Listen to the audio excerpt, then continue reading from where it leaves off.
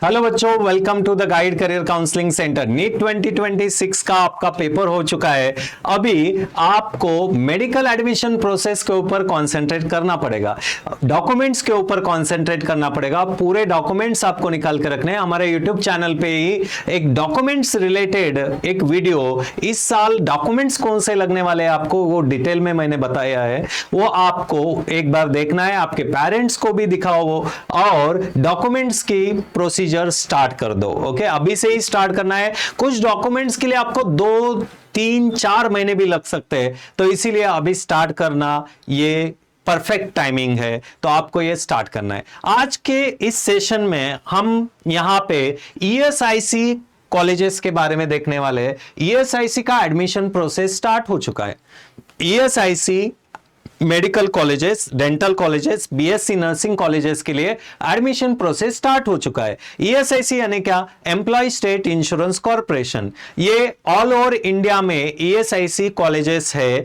Total 19 colleges MBBS के लिए है, बीएससी नर्सिंग के 2 कॉलेजेस है और बीडीएस के लिए 2 कॉलेजेस है। ऑल ओवर इंडिया में ये कॉलेजेस है, सेंट्रल इंस्टीट्यूट्स है ये। ओके, सेंट्रल गवर्नमेंट के इंस्टीट्यूट्स है, ये काफी अच्छे कॉलेजेस है। तो अगर आपको एमबीबीएस करना है तो ये वीडियो लास्ट तक आपको देखना है। इसका एडमिशन प्रोसेस स्टार्ट हो चुका है। तो जिनके पेरेंट्स के पास ईएसआईसी कार्ड है, एम्प्लॉय स्टेट इंश्योरेंस कॉर्पोरेशन का कार्ड अगर है, अगर आपके पापा इंश्योर्ड पर्सन है ईएसआईसी के, तो आप इस फॉर्म को अप्लाई कर सकते हो और अभी अप्लाई करना है on the basis of NEET 2026। चलो देखते हैं ये क्या है। यहां पे एडमिशन एक नोटिस आया है, admission of wards of insured person in UG course MBBS, BDS, BSc nursing in ESIC medical dental nursing colleges and some other government medical colleges under seats allocated for wards of insured person for academic session 26-27। तो ये admission process ESIC के total colleges और कुछ ऐसे government colleges है जिसमें ward of IP के लिए सीट्स है। मतलब इंश्योर्ड पर्सन यानी आपके पापा मम्मी जो भी है, ओके, उनके वार्ड्स यानी आप, तो आप एलिजिबल होते हो अगर आपके पापा मम्मी के पास ईएसआईसी कार्ड है तो यहां पे देखिए अभी ये एमबीबीएस, बीडीएस, बीएससी नर्सिंग के लिए एडमिशन प्रोसेस होता है पूरा। ओके, यहां पे उन्होंने बताया कि अभी ये आपको फॉर्म भरना पड़ेगा। तो प्रोविजनल सीट्स देखो यहां पे टोटल कॉलेजेस कितने हैं, क्या है। फर्स्ट कॉलेज है ESIC medical college Bengaluru. Okay, Bengaluru का एक कॉलेज है। उसके बाद ESIC medical college Chennai, ESIC Kolkata, ESIC Gulbarga, ESIC Faridabad, ये बेस्ट कॉलेज है। उसके बाद ESIC Hyderabad, then ESIC Alwar Rajasthan, ESIC Bihta Patna Bihar, okay, ESIC Mumbai ये भी है। देखो बॉम्बे का ईएसआईसी जो कॉलेज है वहां पे भी आईपी कोटा है, तो 25 सीट्स है। यहां पे बेंगलुरु में सबसे ज्यादा आईपी वार्ड्स के लिए 68 सीट्स है। ESIC Guwahati Assam, ESIC Indore Madhya Pradesh, ESIC Jaipur, ESIC Ludhiana, ESIC Naroda Gujarat, ESIC Noida, ESIC Varanasi, then government medical college Coimbatore जो कि तमिलनाडु में है, Shri Lal Bahadur Shastri medical college Himachal Pradesh, government medical college Kollam Paripally, right. तो ये इतने सारे कॉलेजेस ईएसआईसी के हैं। टोटल सीट्स कितने हैं यहां पे? 695। टोटल सीट्स कितने हैं? 695। तो देखो यहां पे बीडीएस के ESIC dental college Gulbarga Karnataka, ये 28 सीट्स है। 2 कॉलेज मैंने बताए थे बट वो आपको ईएसआईसी के नाम से दिखेंगे, बट एक गुलबर्गा में आईपी कोटा यहां पे रहेगा। बीएससी नर्सिंग क्या है?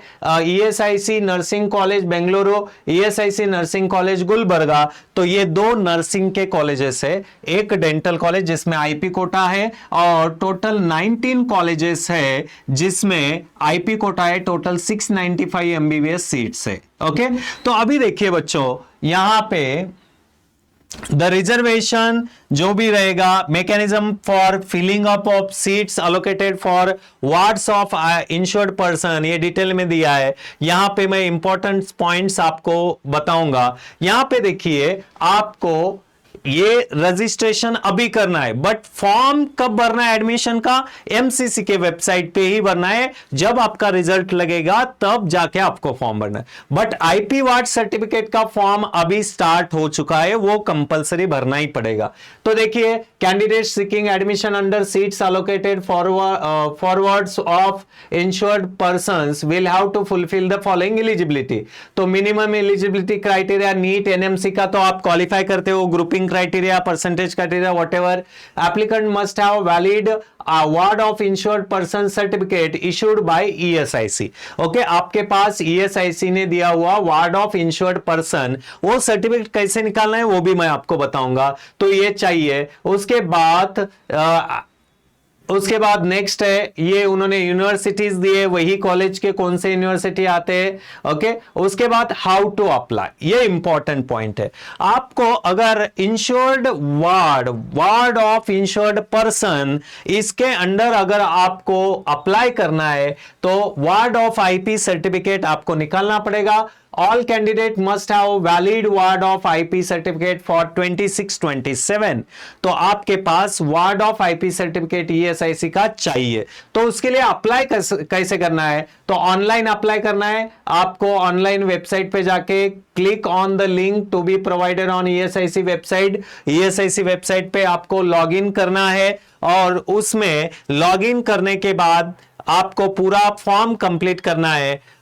कौन कौन से डॉक्यूमेंट्स आपको अपलोड करने हैं? देखो, फर्स्ट डॉक्यूमेंट, इसमें आपको मिस्टेक नहीं करना है। First document, passport size photograph of the ward of IP candidate. Okay, ward of IP यानी क्या? आईपी का लड़का लड़की जो भी है। ओके, तो उसके लिए ये ward of IP passport size photo upload करना है। Passport size photograph of insured person, यानी जो भी इंश्योर्ड पर्सन है जिसके नाम से ESIC कार्ड है, वो बंदे का फोटो यहां पे अपलोड करना है। राइट, पापा रहेंगे नहीं तो मम्मी रहेंगे। Birth certificate, matriculation certificate for proof of date of birth के लिए। उसके बाद एडमिट कार्ड नीट यूजी का अपलोड करना है। उसके बाद एफिडेविट बाय फीमेल कैंडिडेट जो भी है, एफिडेविट वो अपलोड करना है। Affidavit by IP in case of female candidate as per annexure 5। तो ये 2 एफिडेविट, और उसके बाद नेक्स्ट क्या है? 2 एफिडेविट होने के बाद admit card, birth certificate, passport size photo of IP और passport size photo of ward of IP. ये इतने डॉक्यूमेंट्स आपको, टोटल 6 डॉक्यूमेंट्स आपको अपलोड करने।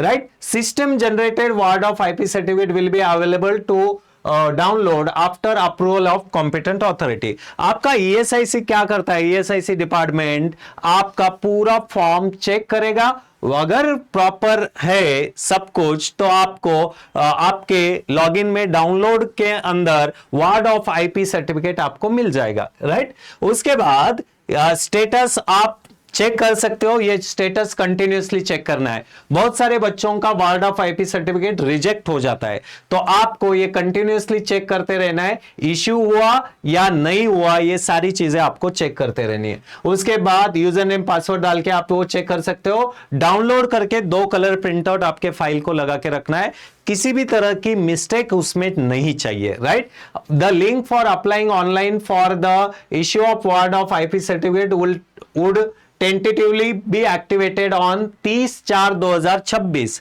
ओके, 30 अप्रैल को ही ये फॉर्म स्टार्ट हो चुका है, बट वेबसाइट नहीं चल रही थी। Okay, and deactivated close on 20th May। 28 मई को ये बंद होने वाला है। ये फॉर्म 28 मई को बंद हो जाएगा एट 23:59 आवर्स को। राइट, तो last date for issue of ward of IP certificate is 31 मई। उसके बाद वार्ड ऑफ आईपी सर्टिफिकेट नहीं, आपको अप्लाई करना है 28 मई तक। राइट, उसके बाद नेक्स्ट इसमें ट्यूशन फी, कॉलेज की ट्यूशन फी 24,000 फीस है यार, और कॉलेज इतने सही है। देखो, आपके उस ESIC कार्ड के वजह से आपको एक one of the best institute मिलने वाला है, MBBS का, BDS का और आपका BSc नर्सिंग अगर आपको करना है तो, राइट। यूनिवर्सिटी चार्जेस जो भी है, कॉलेज सिक्योरिटी डिपॉजिट 5000 है, हॉस्टल चार्जेस भी बहुत कम रहते हैं। हमारे बहुत सारे द गाइड करियर काउंसलिंग से बहुत सारे बच्चे अभी यहाँ पे ESIC वार्ड ऑफ IP से MBBS कर रहे हैं, तो आपको उनका भी एक्सपीरियंस हम शेयर करने वाले हैं। तो देखिए, ये आपको डिमांड ड्राफ्ट वगैरह बनाने, बाकी सारी चीजें एडमिशन प्रोसेस के लिए लगने वाले डॉक्यूमेंट्स यहां पे दिए। देखो, candidate should bring the following documents in original along with the attested copies for verification. ये जब एडमिशन प्रोसेस स्टार्ट होगा तब आपको डॉक्यूमेंट्स, ये इतने सारे डॉक्यूमेंट्स लेके जाने। ESIC पहचान card, copy of birth certificate, matriculation certificate for proof of date of birth, senior secondary school certificate यानी 12th का आपका provisional if final has not been issued, national NEET का आपको एडमिट कार्ड, नीट का score card, then ward of insured person certificate, ESIC का जो अभी आप अप्लाई कर रहे हो वो सर्टिफिकेट भी आपको लेके जाना पड़ेगा एडमिशन के लिए। SC ST OBC central caste certificate, okay. NEET 2026 में जैसे फॉर्मेट दिया है, जैसे मैंने आपको बहुत बार ये इस वीडियो में बताया है कि आपको सेंट्रल EWS कौन सा चाहिए, सेंट्रल EWS, ओके। उसके बाद OBC, VJNT, NT1, NT2, NT3, SBC के लिए फॉर्म नंबर 9 लगने वाला है। तो ये 1 अप्रैल OBC और EWS 1 अप्रैल 2026 के बाद का चाहिए। SC ST कैटेगरी के लिए आपको सेंट्रल का फॉर्मेट प्रोफार्मा I आपको निकालना पड़ेगा, राइट। और फिजिकली हैंडीकैप जो दिव्यांगजन है उनके लिए आपको सर्टिफिकेट बनवाना है। ऑलरेडी अगर बना हुआ है, UDID कार्ड है तो कुछ इश्यू नहीं। अभी यहां पे कुछ इंपॉर्टेंट पॉइंट्स है। फीमेल कैंडिडेट्स के लिए सिर्फ affidavit by candidate as per annexure 4, affidavit by IP as per annexure 5, ये फीमेल कैंडिडेट्स के लिए लगने वाला है, राइट। उसके बाद any other document as per requirement of NTA NEET, okay. Candidate are advised to visit the MCC। देखो, in short procedure आपको बता रहा हूं। ESIC का अभी वार्ड ऑफ IP का सर्टिफिकेट निकालने के लिए आपको अप्लाई करना है, ओके। 28 मई तारीख लास्ट डेट है। 28 मई तक आपको ये अप्लाई करना है। अगर आप अप्लाई नहीं करोगे तो ESIC कोटा के लिए आप एलिजिबल नहीं रहोगे। तो कंटिन्यूअसली वो लॉगिन में चेक करते रहना है और चेक करने के बाद फिर ward of IP certificate download करके आपको वो रखना है। और MCC का जब फाइनल एडमिशन प्रोसेस स्टार्ट हो जाएगा, ऑल इंडिया कोटा 15%, तब वो वहां पे आपको अप्लाई करना रहता है, राइट। उसके बाद seats allocated for ward of IPs, ये उन्होंने इंस्ट्रक्शंस दिए। यहां पे critical cut off date for determining, ये इंपॉर्टेंट है। Eligibility of insured person for availing benefit under the seats allocated for wards of insured person for his or her child or children would be 30th September 2025, that is a person who is insured person। देखो, ये eligibility important है। That is only a person who is insured person as per the act as on 30th December 2025 would be eligible for availing benefit under the seats allocated for wards of insured person for his or her child or children। ये insured person का eligibility criteria यहाँ पे दिया है।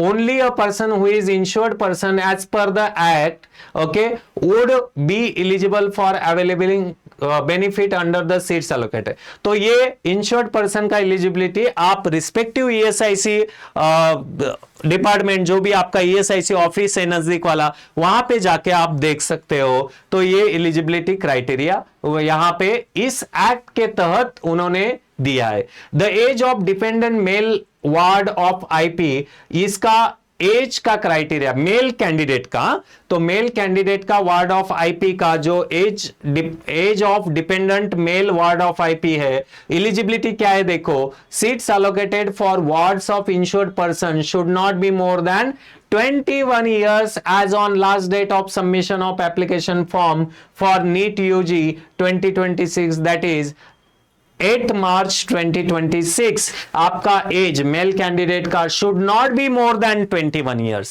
Okay. 8 मार्च 2026 को आपका, okay, last date के टाइम पे age on should not be more than 21 years, more than 21 years आपका एज नहीं रहना चाहिए। Okay, age on the last date of NEET submission, okay, जो भी submission of application form, okay.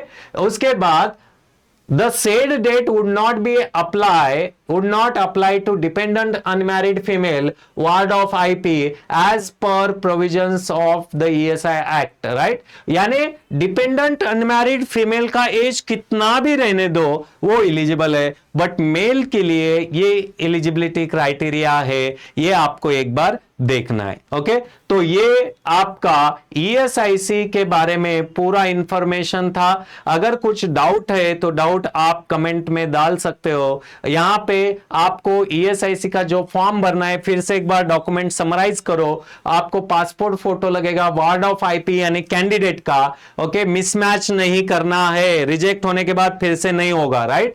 Passport size photo of insured person, उसके बाद birth certificate और matriculation certificate for proof of date of birth, admit card NEET का, affidavit by female candidate as per annexure 4, affidavit by IP as per annexure 5, इतने documents आपको लगने वाले।